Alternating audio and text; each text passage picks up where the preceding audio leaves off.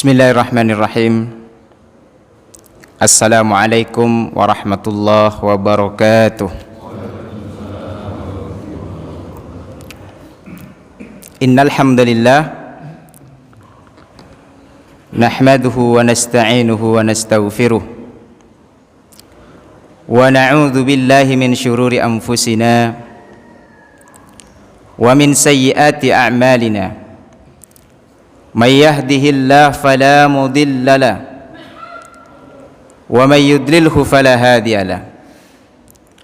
Asyhadu an la ilaha illallah wahdahu la syarika lahu wa asyhadu anna Muhammadan abduhu wa rasuluh wa habibuhu wa khaliluh. Salawatu rabbi wa salamuhu alaihi wa ala alihi wa ashabihi wa man tabi'ahu bi ihsanin ila yaumiddin. Rabbi a'udzu bika min hamazati syayatin wa a'udzu bika rabbi yahdurun. Subhanaka la ilma lana illa ma 'allamtana innaka antal alimul hakim. Wala haula wala quwwata illa billahil aliyyil azim. Usikum nafsi bitaqwallah faqad fazal muttaqun. Ya ayyuhalladzina amanu taqullaha haqqa tuqatih wa la tamutunna illa wa antum muslimun. Amma ba'du.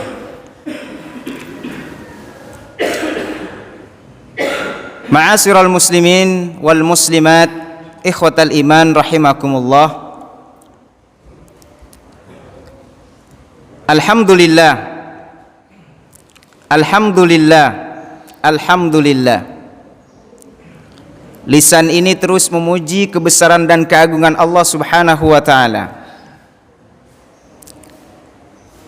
Bahagia rasanya kita di pagi hari ini Allah kembali memberikan anugerah yang sangat besar kepada kita semuanya. Karena selain kita berada di taman surganya Allah, sebagaimana disabdakan oleh baginda Nabi, man kana fi talabihil ilma kana fi talabihil jannah. Siapa yang, kata Nabi, berangkat dari rumah untuk menuntut ilmu, hakikatnya kita sedang mengejar mencari surganya Allah Subhanahu wa taala. Dan kita berharap kepada Allah, sebagaimana Allah kumpulkan kita di pagi hari ini, Allah juga kumpulkan kita nanti di surganya. Allah kumpulkan kita nanti bersama baginda Nabi Muhammad sallallahu alaihi wasallam.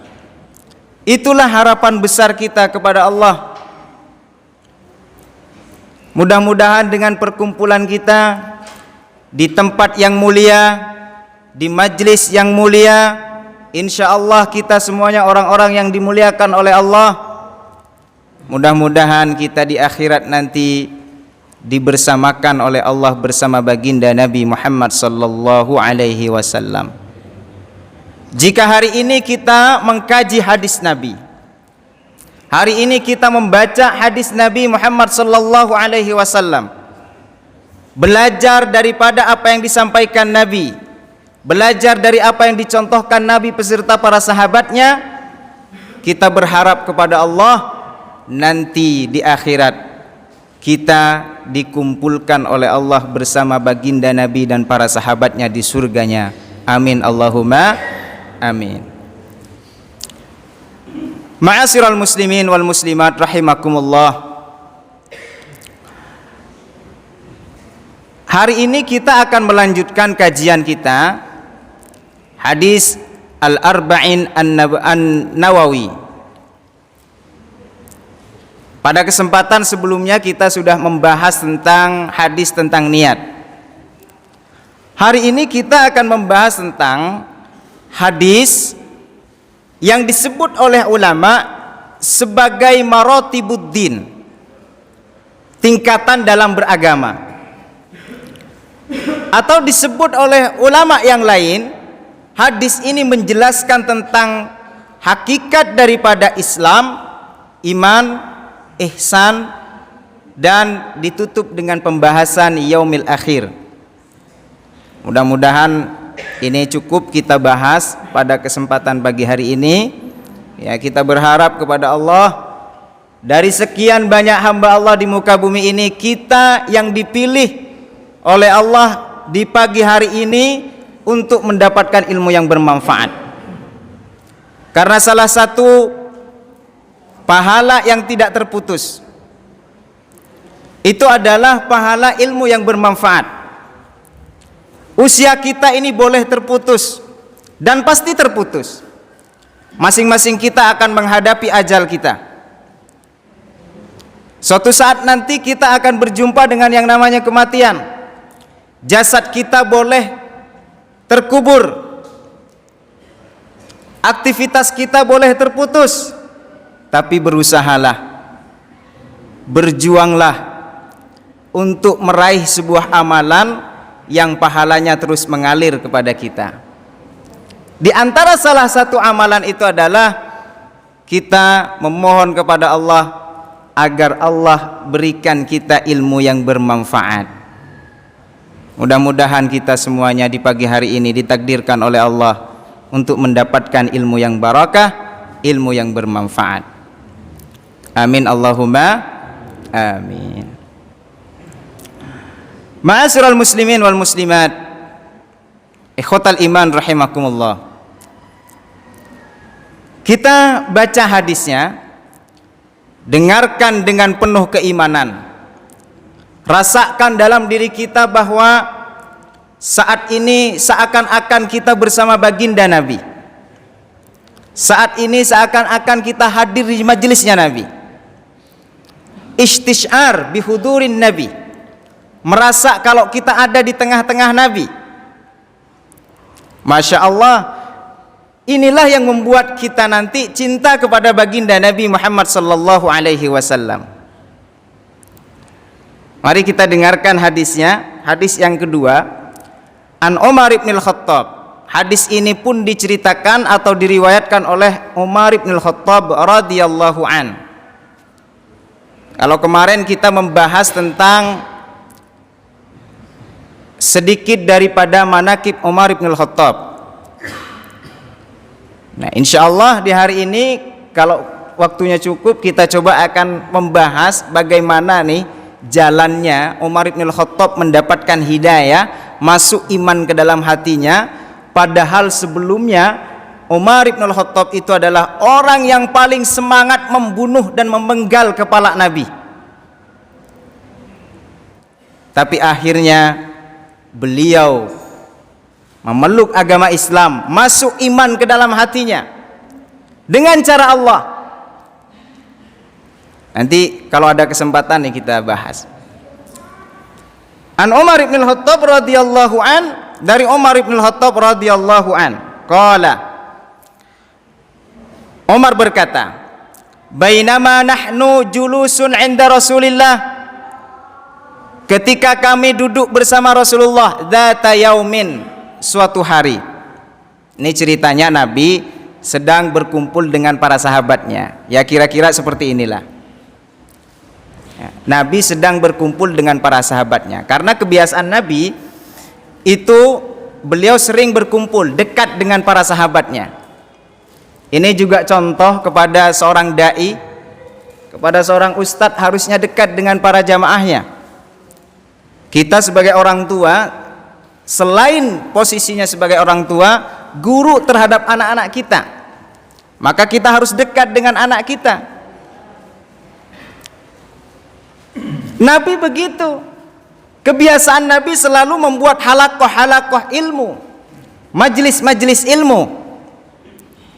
Ya, kalau misalnya di komplek ini coba bikin majlis-majlis ilmu, halakoh-halakoh kecil, terdiri dari 10 orang, 5 orang, saling menasehati, belajar Al-Quran. Itulah yang dilakukan Nabi beserta para sahabatnya. Ketika mereka sedang duduk bersama Nabi, kata Umar, "Iltala alaina rajulun." Tiba-tiba datang kepada kami seorang laki-laki. Datang nih, orang tak dikenal. Syadidu bayadi thiyabi. Orang itu sangat putih pakaiannya. Syadidu sawadi sya'ri. Sangat hitam rambutnya. La yura asarus safar. Tidak terlihat tanda-tanda bahwa dia sedang melakukan perjalanan. Para sahabat heran, ini orang siapa nih? Dia kayaknya orang asing, ya. Tetapi yang mengherankan para sahabat, bajunya sangat putih, rambutnya sangat hitam. Karena di masa dahulu, kalau orang sedang melakukan safar, pasti kelihatan. Safar itu lewat melalui tengah-tengah padang pasir. Terkadang kena badai padang pasir gitu, sehingga pakaiannya lusuh, rambutnya berantakan, tampak pada wajahnya capek, letih, lesu. Nih orang tidak, rambutnya sangat bagus, pakaiannya indah. Wala ya'rifuna ahad. Dan tidak ada satupun di antara kami, kata Umar, yang mengenal laki-laki ini. Heran.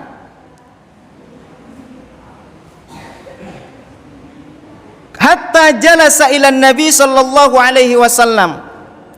Sampai laki-laki ini duduk di depan Nabi, fa asnada rukbataihi ila rukbataihi. Kemudian laki-laki ini menyandarkan lututnya kepada lutut Nabi. Ya, kira-kira duduknya begini ya. Nah, ya, duduk begini, disambungkan dengan lutut baginda Nabi Muhammad sallallahu alaihi wasallam. Wa wada'a kaffaihi ala fakhidaihi. Tangannya diletakkan di atas pahanya. Pahanya sendiri. Meski di riwayat Imam An-Nasa'i, telapak tangannya diletakkan di atas paha Nabi. Tapi jumhuril ulama mengatakan telapak tangannya diletakkan di atas pahanya. Karena ini kemudian ulama menyimpulkan ini adab, ikhtiram, memuliakan. Ya. Wa qala ya Muhammad. Kemudian dia berkata, wahai Muhammad, akhbirni anil Islam. Ajarkan kepadaku, informasikan kepadaku tentang Islam. Nabi, sebagaimana kebiasaan Nabi, jika ditanya, Nabi segera menjawab dengan kelembutannya. Masya Allah, saya tidak bisa membayangkan bagaimana para sahabat yang hidup bersama Nabi. Semua bentuk jasad Nabi indah, mempesona, kata-katanya indah. Masya Allah, mudah-mudahan kita di surga nanti bisa bersama Nabi, bisa memeluk baginda Nabi. Di dunia semoga Allah izinkan kita untuk bisa bertemu dengan Nabi meski dalam mimpi. Amin Allahumma amin. Allahumma salli ala sayyidina Muhammad wa ala ali sayyidina Muhammad. Nabi berkata, qala antashhada an la ilaha illallah wa anna Muhammadar Rasulullah. Islam itu, kata Nabi, kamu bersyahadat kepada Allah dan Muhammad utusan Allah. Bersyahadat itu artinya bersaksi bahwa tidak ada Tuhan kecuali Allah dan Muhammad utusan Allah. Kedua, wa tuqimas shalah. Islam itu kamu mendirikan salat. Wa tu'tiz zakah. Islam itu kamu bayar zakat. Wa tasumu Ramadan. Islam itu berpuasa di bulan Ramadan. Wa tahujjal bait man istata'a ilaihi sabila. Islam itu melaksanakan haji bagi orang yang mampu. Kemudian laki-laki ini berkata, shadaqta, kamu benar Muhammad. Pernyataan ini kemudian tambah membingungkan para sahabat. Ini orang mau ngapain? Dia nanya, kemudian dia membenarkan. Heran mereka. Bertanya kemudian membenarkan. Sama nih misalnya nih bapak-bapak nanti setelah kajian ini bertanya, diskusi. Setelah saya jawab bla bla bla bla bla, Ustadz benar jawabannya. Nah ini laki-laki ini kemudian bertanya membenarkan. Kemudian bertanya lagi, fa akhbirni anil iman. Informasikan kepadaku, ajarkan kepadaku tentang iman. Nabi berkata, antu'mina billah wa malaikatihi wa rusulihi wa kutubihi wal yaumil akhir wa tu'mina bil qadari khairihi wa syarrihi. Kata Nabi, iman itu kamu harus beriman kepada Allah, kepada malaikat Allah, kepada kitab Allah, kepada utusan Allah, kepada hari akhir, kepada takdir buruk, baik dan buruknya semuanya dari Allah Subhanahu wa ta'ala. Kembali laki-laki ini berkata, shadaqta, kamu benar wahai Muhammad. Tambah bingung tuh Umar tuh, ini siapa nih orang nih. Para sahabat itu memperhatikan betul kejadian ini ya. Sampai Umar bertanya-tanya, ini siapa sih orang nih? Bertanya tapi kemudian membenarkannya. Qala, kemudian dia berkata, akhbirni anil ihsan. Kabarkan kepadaku, ajarkan kepadaku tentang ihsan. Qala an ta'budallaha ka'annaka tarahu fa illam takun tarahu fa innahu yaraka. Ihsan itu, kata Nabi, kamu menyembah Allah seakan-akan kamu melihat Allah. Jika kamu tidak mampu melihat Allah, maka yakinkan pada dirimu, kata Nabi, Allah selalu melihatmu. Masya Allah. Itu ihsan. Nanti coba kita akan jelaskan tentang hakikat ihsan itu seperti apa. Kembali dia katakan, shadaqta, kamu benar wahai Muhammad.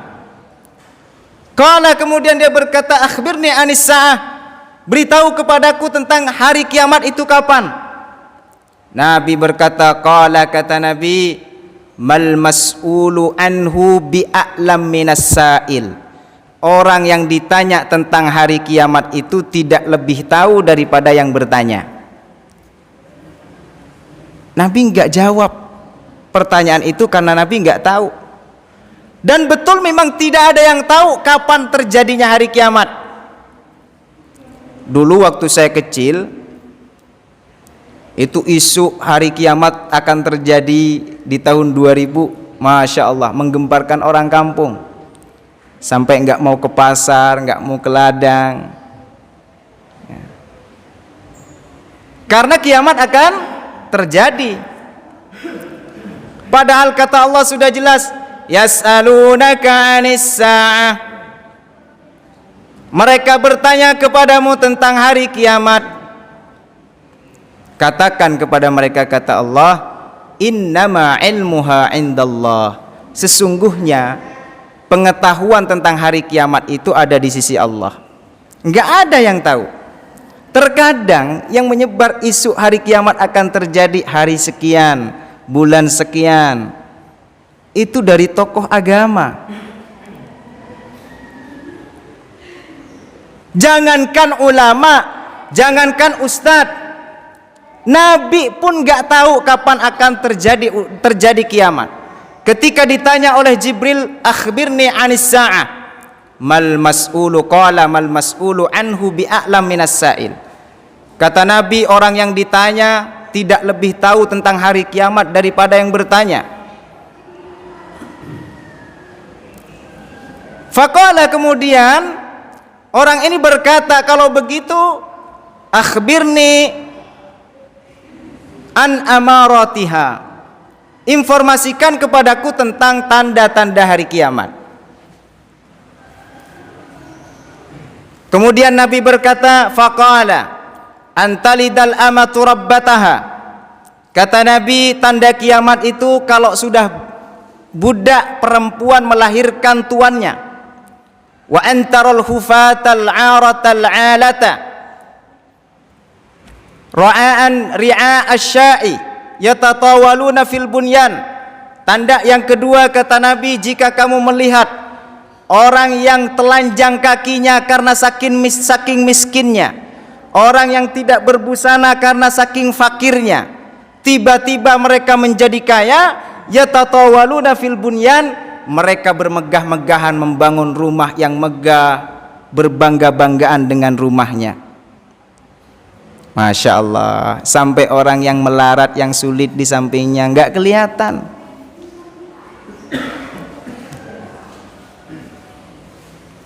Kemudian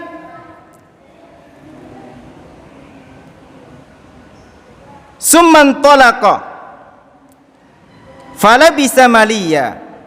Kemudian laki-laki ini pergi meninggalkan Nabi. Kata Umar, fala bistu maliya, aku diam sejenak bersama Nabi. Dalam riwayat yang lain disebutkan bahkan Umar tidak pernah melihat Nabi selama 3 hari ini. Tapi dalam riwayat yang lain yang dipakai oleh banyak ulama, hanya beberapa saat saja masih bersama Nabi.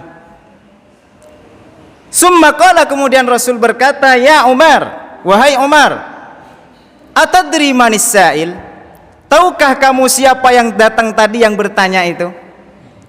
Umar berkata, Allahu wa rasuluhu a'lam, Allah dan Rasulnya lebih tahu ya Rasulullah.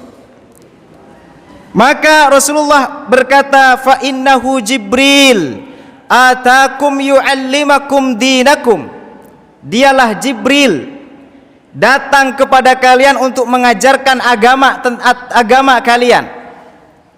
Masya Allah, ini Jibril ternyata malaikat, Sayyidul Malaikah, ketuanya malaikat, yaitu Jibril alaihi salam, ditugaskan oleh Allah untuk menemui Nabi hanya untuk mengajarkan agamanya. Ma'asyiral muslimin wal muslimat rahimakumullah, ada beberapa pelajaran sebelum kita membahas tentang hakikat daripada apa yang disampaikan oleh malaikat Jibril kepada baginda Nabi. Ada beberapa pelajaran penting di dalam hadis ini. Pertama, pelajaran yang dapat kita ambil ketika Jibril datang menemui Nabi dengan pakaian yang bersih. Syadidu bayadis siyabi, syadidus sawadir ra'si sya'ri. Jibril datang menemui Nabi dengan pakaian yang bagus, yang putih, rambutnya bagus, rapih. Ini artinya ada pelajaran penting yang dapat kita ambil.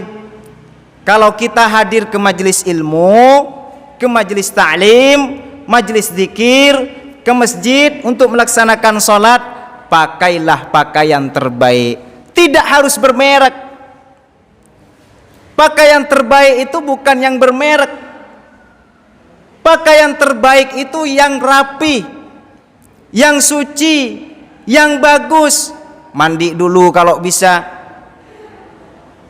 Sebelum hadir ke majelis ilmu, mandi, rapihkan, pakai wangian. Sebagaimana malaikat Jibril datang kepada baginda Nabi dengan sebaik-baiknya penampilan. Masya Allah, ini penting nih. Terkadang kan kita hadir ke majelis ilmu ala kadarnya, ya, baju ala kadarnya, nggak mandi juga, kecuali ibu-ibu. Kalau ibu-ibu hadir ke majelis ta'lim harus ala kadarnya, ya, karena tidak boleh perempuan keluar rumah dengan penampilan yang bisa menimbulkan fitnah. Kalau dia terlalu berpakaian yang bagus, pakai wangian, itu justru menimbulkan fitnah. Nih ibu-ibu perhatikan, ya. Yang penting pakaian syar'i yang tidak menimbulkan fitnah, rapih juga. Jangan kemudian compang-camping datang ke masjid majelis ilmu, Ustadz, kenapa pun compang tidak rapi Bu? Saya takut khawatir terjadi fitnah. Itu salah juga, ya. Pelajaran yang kedua daripada hadis ini, ketika Jibril menyandarkan lututnya di lutut Nabi, Inilah adab orang menuntut ilmu. Tawajjuh, dia betul-betul fokus menghadap gurunya, fokus, bahkan telapak tangannya diletakkan di atas pahanya. Ini menunjukkan sebuah adab yang sangat luar biasa, diajarkan oleh Jibril kepada kita semuanya. Nah, terkadang kita kalau di majelis ilmu kan sambil ngantuk. Jangan tersinggung yang ngantuk ya. Saya husnudzon yang ngantuk semalam tahajud, insyaallah calon penghuni surga. Amin ya. Nah, Jibril begitu datang kepada Nabi, duduknya betul-betul bagus, tawajjuh kepada Nabi, konsen. Masya Allah. Pelajaran apa lagi yang dapat kita ambil? Ketika Jibril bertanya kepada baginda Nabi Muhammad sallallahu alaihi wasallam, dijawab oleh Nabi, dibenarkan oleh dia. Artinya ini ada dua hal. Kalau kita seorang pendidik, boleh menggunakan metode tanya jawab untuk memberikan stimulus, memancing ya semangat anak didik kita agar interaktif. Ada makna yang kedua, yaitu boleh kita bertanya kepada ustadz, kepada ulama, kepada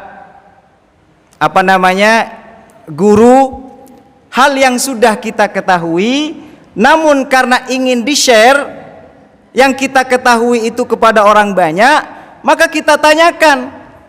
Padahal kita udah tahu itu boleh, dengan tujuan bukan ngetes ustadznya, tapi agar orang lain juga mendapatkan manfaat yang sama.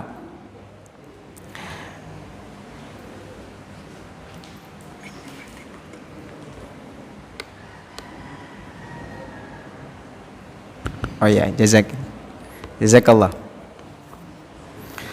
Kemudian pelajaran apa lagi yang bisa kita ambil dari hadis ini? Ketika Nabi ditanya, Nabi nggak tahu jawabannya. Nabi bilang nggak tahu. Kebanyakan orang sekarang ketika ditanya, dia memaksakan untuk menjawab, padahal dia tidak tahu jawabannya, tapi dipaksakan untuk menjawab untuk memuaskan orang. Ternyata bukan memuaskan, malah menyesatkan. Nah, ini pelajaran penting kepada kita. Dulu Imam Malik radhiyallahu an rahimahullah disodorkan 40 pertanyaan oleh muridnya. 6 saja yang dijawab oleh Imam Malik, sisanya beliau jawab la adri, la adri, la adri. Aku nggak bisa, aku nggak tahu, aku nggak tahu. Imam Malik, imam besar, menjadi patokan karangannya, tulisannya menjadi rujukan umat Islam sedunia sampai detik ini. Ketika disodorkan pertanyaan dan beliau tidak bisa menjawab, beliau katakan la adri, aku nggak bisa menjawab. Jadi tidak menjawab karena tidak tahu terhadap sebuah pertanyaan bukan sebuah kehinaan. Itulah kemuliaan. Dan Islam mengajarkan seperti itu, dicontohkan oleh Nabi. Kalau tidak tahu, jawab tidak tahu. Jangan sok-sok tahu. Justru memberikan jawaban nanti yang menyesatkan. Na'udzubillahi min dzalik. Ya. Atau sampaikan saja kepada muridnya, dihutang dulu jawabannya, nanti besok insya Allah saya sampaikan jawabannya, jika bisa dengan izin Allah. Itu lebih bermartabat daripada kita mengolah jawaban yang kemudian menyesatkan. Ini pelajaran penting. Ma'asyiral muslimin wal muslimat, ikhwatal iman rahimakumullah. Kemudian kita masuk kepada pembahasan kita tentang apa hakikat Islam yang ditanyakan oleh Jibril kepada baginda Nabi, disampaikan oleh Nabi kepada Jibril dan di tengah-tengah para sahabatnya. Pada kesempatan kali ini saya tidak akan membahas tentang apa itu syahadat, apa itu sholat. Nanti karena itu akan dibahas secara spesifik di hadis yang ketiga. Tapi coba kita akan masuk pada esensi daripada Islam ini. Apa hakikat Islam itu? Al-Islam, hakikat Islam yang pertama adalah Al-Islam dinus salam. Islam itu adalah agama yang menebar kedamaian. Jadi tidak benar jika kita umat Islam dituduh oleh orang-orang sebelah, orang-orang sana bahwa Islam itu adalah intoleran. Islam itu agama fundamental. Islam itu sering ngebom dan sebagainya. Itu tuduhan tidak benar. Justru ketika umat Islam sebagai mayoritas, maka dia akan melindungi yang minoritas. Para jamaah yang dimuliakan Allah, dalam peperangan saja, sebelum pasukan Islam itu berangkat ke medan tempur, Nabi berpesan, "Hei para tentara, jika kamu bertemu dengan perempuan, lindungi mereka. Jika kamu bertemu dengan orang yang tua renta, lindungi mereka. Jika kamu bertemu dengan anak-anak kecil, lindungi keselamatan mereka, jamin keselamatan mereka. Jika kamu bertemu dengan kebun-kebun mereka, jangan sekali-kali kalian merobohkan pepohonan mereka, membunuh ternak mereka." Itulah Islam. Al-Islamu dinus salam. Islam itu agama yang menebar kedamaian. Jadi tidak benar jika kita dituduh sebagai intoleran. Tidak benar jika Islam itu dibilang teroris. Kita lihat saja di belahan dunia, di Palestina misalnya, umat Islam dibunuh, dibantai, tapi mereka tidak ada yang nyebut mereka sebagai teroris. Di Rohingya, umat Islam dibantai, diusir dari negaranya, dari tempat tinggalnya. Nggak ada yang bilang mereka sebagai teroris. Di Indonesia, umat Islam begitu besar, terbesar, mayoritas, yang lain dilindungi. Masya Allah, itulah Islam, dinus salam. Itulah hakikat Islam. Maka kalau kita betul-betul paham terhadap hakikat Islam, maka tidak mungkin kita membuat kerusuhan, suka mengganggu tetangga kita, suka mendolimi tetangga kita. Kenapa? Karena Islam itu adalah dinus salam, agama yang menebar kasih sayang, kedamaian. Yang nggak bisa berdamai di tengah-tengah keluarganya, ayo pahami Islam. Dikit-dikit marah, dikit-dikit ngamuk, nggak paham Islam. Islam ini agama damai.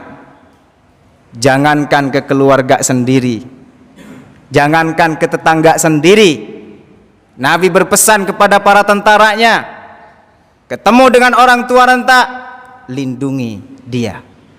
Ketemu dengan wanita, lindungi mereka, hormati mereka. Masya Allah, itulah ajaran Islam. Yang kedua, Al-Islamu dinul qayyim. Hakikat daripada Islam itu agama yang benar. Al-A'raf ayat 19. Innad dina indallahil Islam. Sesungguhnya agama yang benar di sisi Allah hanyalah Islam, bukan agama yang paling benar. Banyak para dai menerjemahkan agama yang paling benar di sisi Allah hanyalah Islam. Berarti kalau agama Islam paling benar, yang lain juga benar, tapi yang paling benar hanyalah Islam. Cara menerjemahkannya, agama yang benar di sisi Allah hanyalah Islam. Nah, ayat ini mengajarkan kepada kita para jamaah yang dimuliakan Allah tentang sebuah toleransi dalam beragama. Kalau kita bertanya, kita punya statement dengan ayat ini, bahwa sungguhnya agama yang benar di sisi Allah hanyalah Islam. Dari ayat ini kita bisa paham bahwa semua agama itu benar. Semua agama itu benar, tapi menurut pemeluknya masing-masing. Kalau kita ditanya, bro, menurut kamu agamaku ini gimana? Agamamu benar menurut kamu.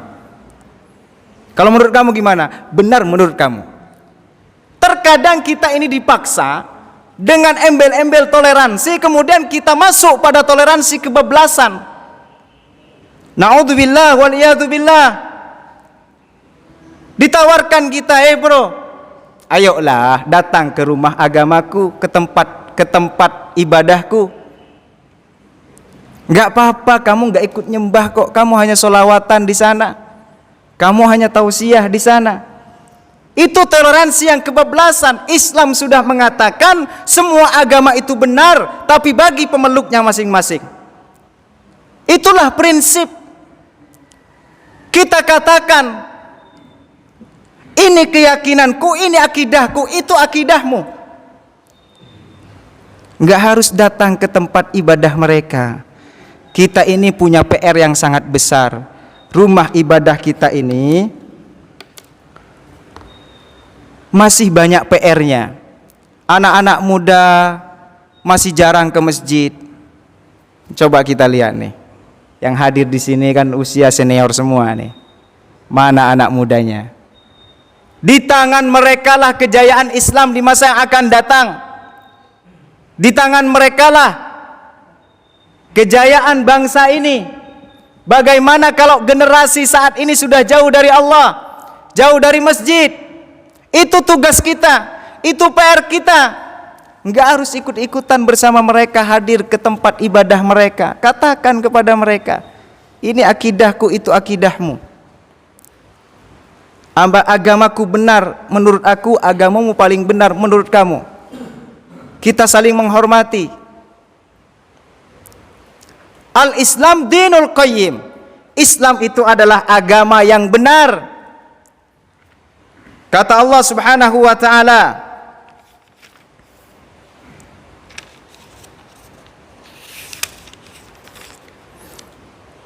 "Wa may yabtaghi ghairal Islam dina falan yuqbala minhu wa huwa fil akhirati minal khasirin." Siapa yang menjadikan Islam selain Islam sebagai agama, maka apapun yang dikerjakan di dunia akan menjadi sia-sia, tidak bernilai di sisi Allah Subhanahu wa taala. Jadi yakinkan pada diri kita, kita mesti bangga dengan identitas kita sebagai seorang muslim. Agama kita adalah agama yang murni dari Allah Subhanahu wa taala. Terkadang kan heran, orang mengaku Islam tapi membenci Islam, memojokkan Islam. Kalau orang yang tidak beriman membenci Islam, wajar, karena mungkin mereka tidak tahu terhadap kebenaran Islam. Betul apa tidak, Pak? Tapi kalau ada orang beriman, mengaku dia iman, mengaku dia muslim, tapi memojokkan Islam, membenci Islam, memfitnah Islam, ini kan kita heran nih terhadap orang ini. Apa maunya? Sadarkan pada diri kita bahwa hakikat daripada Islam itu adalah dinul qayyim. Yakinkan kepada kita, tanamkan kepada anak-anak kita. Kemudian hakikat daripada Islam itu adalah dinus samha, agama yang mensyariatkan, yang mewajibkan syariatnya dengan kemudahan, penuh dengan kemudahan. Karena itu sampai saat ini Islam itu, ajaran Islam itu selalu relevan dengan dari masa ke masa sampai detik ini. Kenapa? Di antara salah satu alasannya adalah karena ajaran Islam itu penuh dengan kemudahan. Syariat Islam itu penuh dengan kemudahan, tapi tidak boleh dimudah-mudahkan.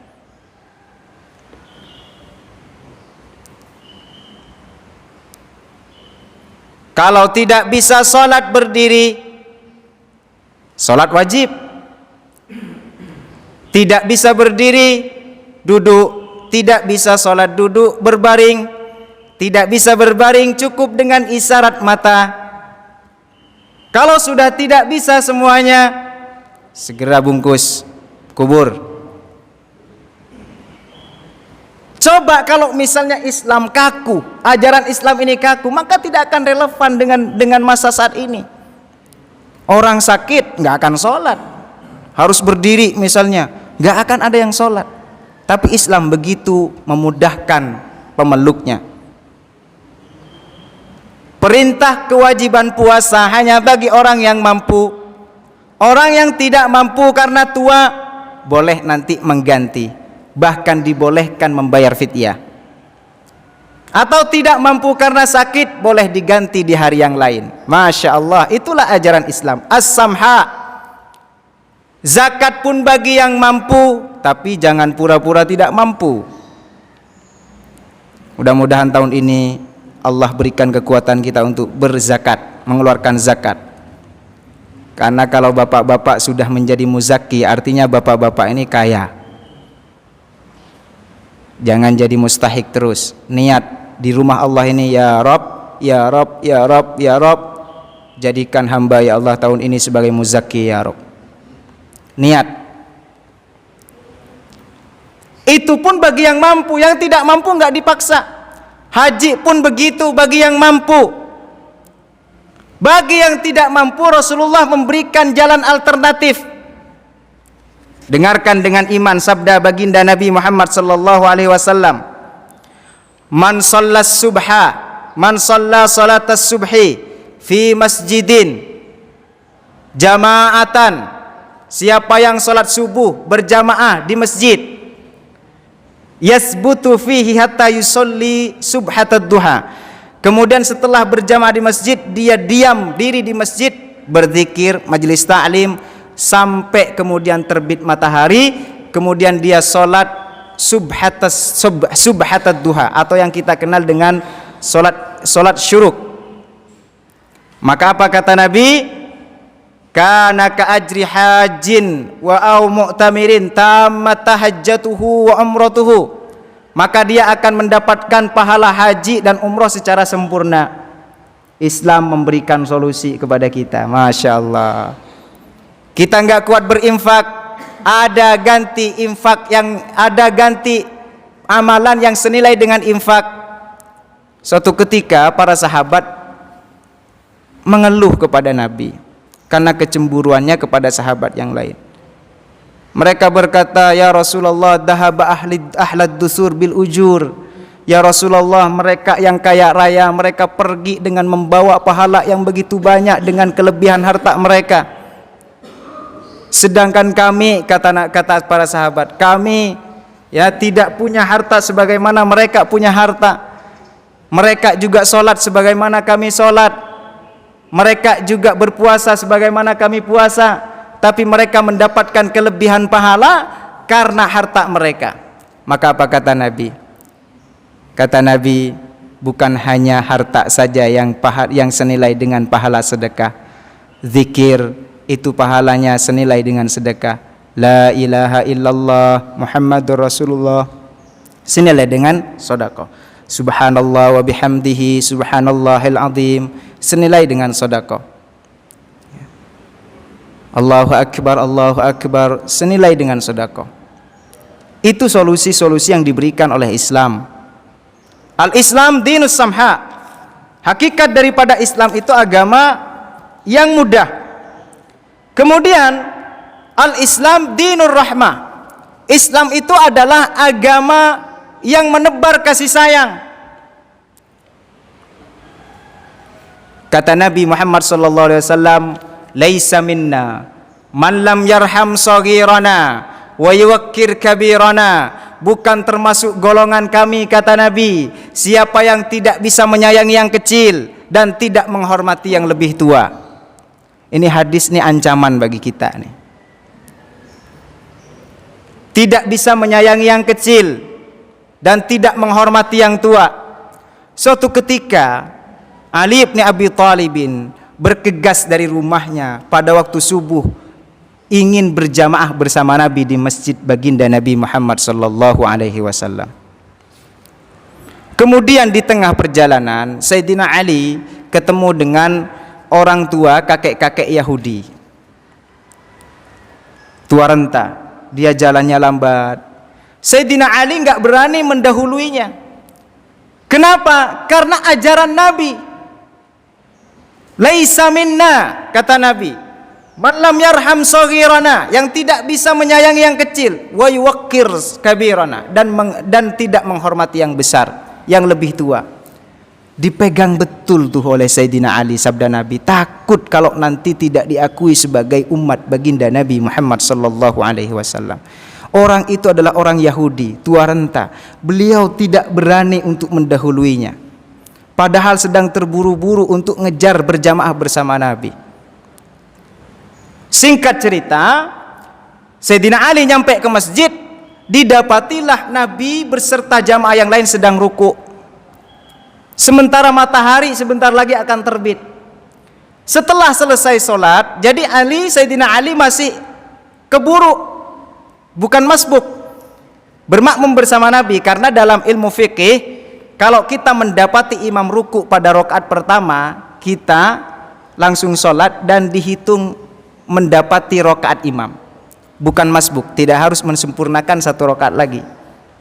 Imam lagi ruku nih pada rakaat pertama, kita baru datang, langsung ikuti ruku, kita dihitung ya mendapati rakaatnya imam. Begitupun dengan Ali. Karena saking lambatnya Ali mendapati Nabi sedang ruku beserta para sahabat yang lain. Setelah selesai sholat, kemudian para sahabat bertanya kepada baginda Nabi, ya Rasulullah, kok rukunya lama, gak seperti biasanya, ada apa ya Rasulullah? Kata Nabi apa? Jibril datang kepadaku, meletakkan sayapnya di punggungku, kata Nabi. Terus kenapa alasannya ya Rasulullah? Aku pun gak tahu. Tidak lama kemudian Jibril datang, wahai Muhammad, aku datang diperintahkan Allah untuk menahan rukukmu agar Ali yang menghormati orang tua Yahudi itu bisa sholat bersama kamu. Allahu Akbar. Masya Allah. Ini orang Yahudi. Bagaimana dengan orang-orang tua yang Muslim? Terkadang kita tidak sopan kepada orang tua, bahkan kepada orang tua kita. Ada ibu kita datang kepada kita memberikan masukan, nak begini. Ibu diam saja, ibu sudah tua. Anda siapa? Ali radhiyallahu an bertemu dengan kakek-kakek Yahudi, masih saja menghormati, ikhtiram, karena memegang sabda Nabi, takut tidak diakui sebagai umatnya baginda Nabi Muhammad sallallahu alaihi wasallam. Bagaimana dengan orang-orang tua yang ada di sekitar kita? Maka ikhwatal iman, ayo ya, kita niatkan ya menghormati mereka karena mengikuti perintah baginda Nabi Muhammad sallallahu alaihi wasallam. Itulah Islam, dinur rahmah, agama kasih sayang, menebar kasih sayang. Yang kecil disayangi, yang tua dihormati. Kemudian hakikat iman. Hakikat iman itu apa? Hakikat iman itu kita menjaga kualitas keimanan kita agar tetap ada pada kualitas yang baik. Tadi iman dijelaskan oleh Nabi, kamu beriman kepada Allah, kamu beriman kepada malaikat Allah, kitab Allah, utusan Allah, beriman kepada hari yaumil akhir, qada dan qadar, baik dan buruknya dari Allah. Kita tidak sedang membahas itu karena saya yakin para jamaah sudah mengetahui hal itu. Tapi kita membahas tentang hakikat iman itu seperti apa. Hakikat iman itu kita menjaga kualitas iman kita agar tidak menurun, dijaga stabilitasnya agar tetap berkualitas di hadapan Allah. Begitulah yang dilakukan para sahabat dan dilakukan para nabi dengan para sahabatnya. Karena itu nabi itu kan beristighfar. Ya. Nabi itu beristighfar. Para ulama kemudian mempertanyakan, Nabi mengerjakan dosa apa sih kok sampai istighfar? Nabi kan dimaksum dari perbuatan dosa. tidak melakukan kesalahan, tapi Nabi beristighfar. Kenapa sih kok beristighfar? Ternyata setelah ditelusuri, ternyata istighfar Nabi itu bukan istighfar dari dosa. Karena kebiasaan Nabi setiap hari selalu menjaga stabilitas ibadahnya, selalu meningkatkan kualitas amalnya. Nabi ingin terus meningkat amalnya. Kalau hari ini sedekah 1.000 rupiah, besok harus 2.000, besoknya lagi harus 3.000, besoknya lagi harus 4.000, 5.000 dan seterusnya. Nabi istighfar, takutnya hari ini lebih buruk daripada takutnya hari ini ya tidak lebih baik daripada hari kemarin. Itu cara Nabi menjaga imannya. Lihat para sahabat bagaimana menjaga kualitas imannya. Mereka selalu dekat dengan Nabi. Ya, karena salah satu untuk menjaga stabilitas iman kita itu selalu bersama orang-orang soleh. Ini bukan hanya sekedar soleh, manusia paling mulia. Jadi setidaknya kalau kita sebutkan bagaimana cara menjaga iman agar tetap berkualitas. 1, belajar ilmu agama. Belajar, karena dengan mengetahui ilmunya lahirlah sebuah amal. Kalau kita tanya nih, coba adakan survei, tanya kepada orang-orang di pinggir jalan yang tidak sholat. Pak, kenapa tidak sholat? Mas, kenapa tidak sholat? Bang, kenapa tidak sholat? Rata-rata jawaban mereka bukan malas bang, bukan gitu. Gimana saya mau sholat? Saya nggak tahu sholat. Jangankan sholat, uduk pun saya nggak bisa. Tuh. Jadi belajar ilmu agama, memahamkan kita terhadap ilmu agama, kita paham. Dengan paham itu kemudian lahirlah amal, semangat untuk beramal. Kenapa kita sholat tahajud? Karena kita tahu keutamaan sholat tahajud. Kenapa kita hadir ke majelis ilmu? Karena kita tahu keutamaan majelis ilmu. Coba kalau kita nggak tahu, malas. Jadi pengetahuan melahirkan sebuah amal. Orang yang belajar haus dengan ilmu agama, maka imannya akan terjaga. Yang kedua, qiraatil Quran, baca Quran, bukan hanya dengan lisan, baca dengan hati. Berusahalah untuk membaca terjemahannya, pahami. Kalau tidak bisa, paling tidak baca. Ada orang yang berusaha menjaga 1 juz 1 hari, one day one juz. Ada yang saking sibuknya saking sibuknya yang penting baca meskipun setengah juz. Ini harus kita perjuangkan sampai kita wafat menghadap Allah Subhanahu wa taala. Jangan kita sibuk menyiapkan dunia kita kemudian kita lupa dengan akhirat kita. Dan pahala membaca Al-Qur'an itulah yang bisa kita kalkulasi besaran pahalanya. 1 huruf 10 kebaikan. 1 huruf 10 kebaikan.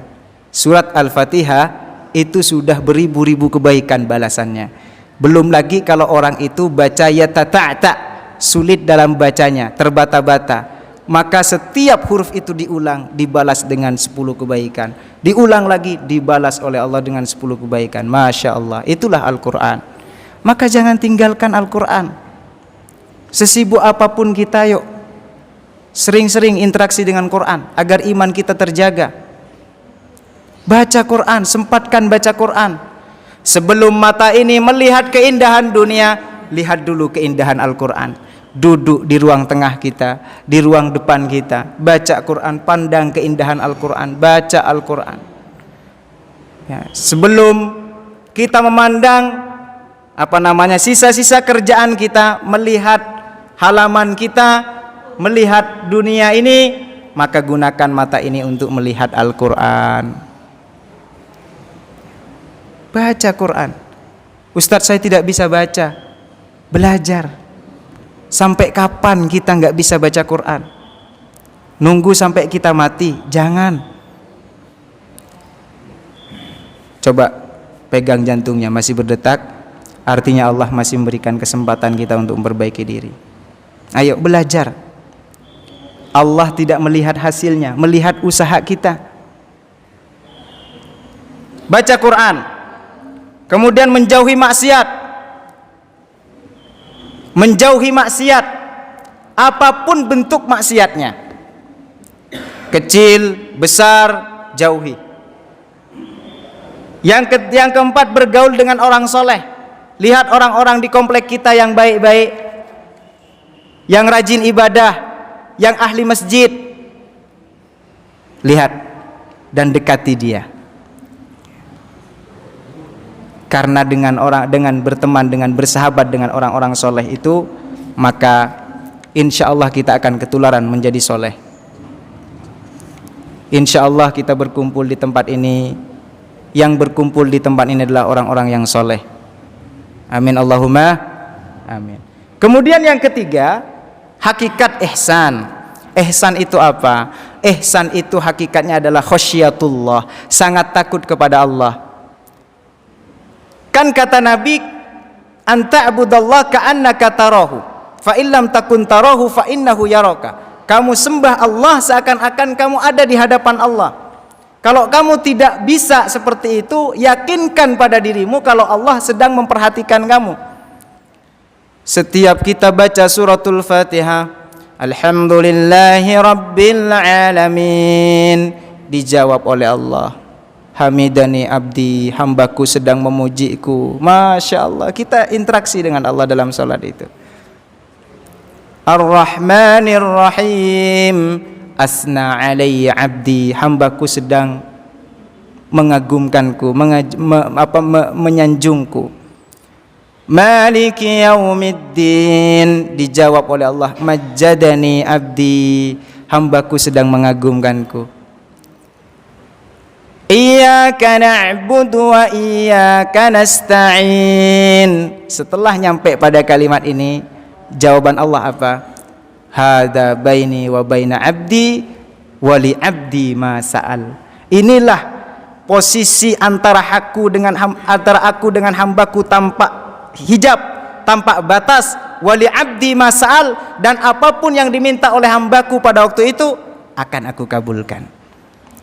Nah, bagaimana kita merasakan ini kalau kita tidak takut kepada Allah, tidak punya ihsan? Sehingga orang yang menghadirkan Allah dalam ibadahnya, dia menjadi pribadi yang khasyatillah, takut kepada Allah, hingga sifat ihsan itu melekat pada dirinya. Bukan hanya dalam ibadah, di luar ibadah pun dia takut kepada Allah. Ada kesempatan nih bermaksiat, ada kesempatan melihat aurat yang bukan haknya, ya, ihsan kebawa kepada dirinya di luar sholat, takut, langsung merasa saya diperhatikan oleh Allah. Ibarat kita nih bekerja di sebuah ruangan, dipantau dengan CCTV. CCTV itu monitornya ada di ruangan bos kita atau atasan kita. Berani nggak kita main-main kerja? Berani nggak kita lalai? Itu manusia. Allah nggak butuh CCTV. Setiap detik memperhatikan kita. Apa yang terlintas dalam hati kita diperhatikan oleh Allah. Ketika kita Allahu Akbar, mulut kita diperhatikan oleh Allah. Apakah yang dia ucapkan sama dengan yang ada dalam hatinya? Diperhatikan oleh Allah. Karenanya kita istisyar, merasa kalau Allah itu memperhatikan kita. Sehingga ihsan ini kebawa di luar ibadah. Hati-hati kita dalam menjalankan kehidupan. Itulah hakikat ihsan. Kemudian yang terakhir adalah berbicara tentang hari kiamat. Hadis ini menjelaskan tentang hari kiamat, yaumul akhir. Nah, ditanya Rasulullah oleh malaikat Jibril an amaratiha, tentang tanda-tanda kiamat. Maka di sini kiamat itu tandanya ada dua. Ada alamatul akbar, ada alamatul asghar. Ada tanda yang besar, ada tanda yang kecil. Yang disebutkan Nabi adalah tanda yang kecil. Tanda besarnya adalah turunnya Isa Al-Masih. Kalau sudah turun Isa Al-Masih, itu tanda bahwa kiamat segera terjadi. Matahari terbit dari barat, itu tandanya kiamat sudah terjadi dan tidak bermanfaat lagi keimanan dan taubat kita kepada Allah. Ya'jud bin Ma'jud, keluarnya Ya'jud wa Ma'jud. Itu tanda besarnya. Khurujud Dajjal, keluarnya Dajjal. Khurujud Dukhan, ada kabut besar. Khurujud Dabbah, keluarnya hewan yang membawa tongkat, di ujung tongkatnya ada stempel kafir dan iman. Nah, itu berarti sudah tanda-tanda besar kiamat akan segera terjadi. Ma'asyiral muslimin wal muslimat rahimakumullah. Berkali-kali Allah menyebutkan tentang kiamat dalam Al-Qur'an dengan nama-nama yang berbeda. Bahkan bisa jadi setiap kita buka lembaran Al-Qur'an ketemu dengan peringatan tentang kiamat. Bahkan Allah membuat nama surat dalam Al-Qur'an surat Al-Qiyamah. Itu kiamat. Surat Al-Waqi'ah, kiamat juga artinya. Surat Al-Haqqah, artinya kiamat. Surat Az-Zalzalah, artinya kiamat.